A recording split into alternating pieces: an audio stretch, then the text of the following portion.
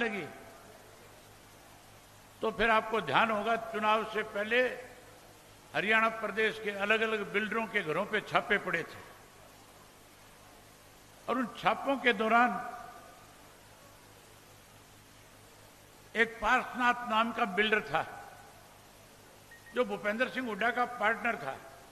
उसके घर से दस्तावेज बरामद किए और हुड्डा के खिलाफ मुकदमा दर्ज कर दिया ईडी ने। यह देश में पहली दफा हुआ था कि ईडी के लोगों ने मुकदमा दर्ज किया। मुकदमा दर्ज करने के बाद मुजरिम को पकड़ के जेल की सलाखों के पीछे भेजने की बजाय उसे यह कह करके छोड़ दिया कि अगर आप जेल की सलाखों के पीछे जाने से बचना चाहते हो तो अमित शाह से जाकर के मिलो। हुड्डा साहब रातों रात अमित शाह से जाकर के मिले, पैरों में गिर करके कहने लगे, बताओ मैं आपकी क्या मदद कर सकता हूं। अमित शाह ने कहा कि जाओ अपने आका को समझाओ और जो 30 तुम्हारे सिटिंग एमएलए हैं इन 30 की 30 टिकट अनाउंस करा करके आओ।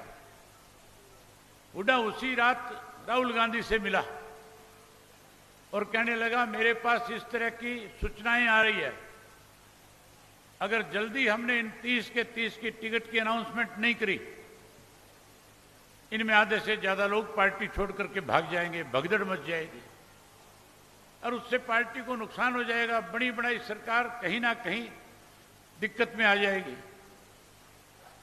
राहुल गांधी ने विश्वास कर लिया। अगले दिन 30 की 30 सीटें अनाउंस होगी। जैसे ही 30 टिकटों का अनाउंसमेंट हुआ कांग्रेस का, मनोहर लाल खट्टर का बयान आया था, अब बीजेपी की सरकार को सत्ता में आने से कोई नहीं रोक सकता।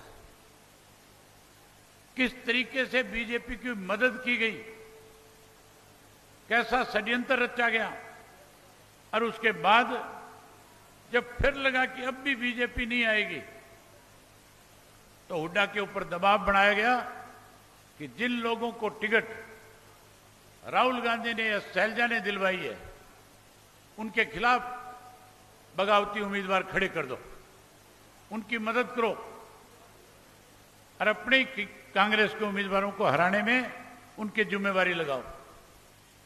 9 ऐसे उम्मीदवार थे, अगर मैं एक एक का नाम गिनाऊंगा तो समय लग जाएगा। उदाहरण के तौर पे एक आदमी का नाम बता देता हूं, वीरेंद्र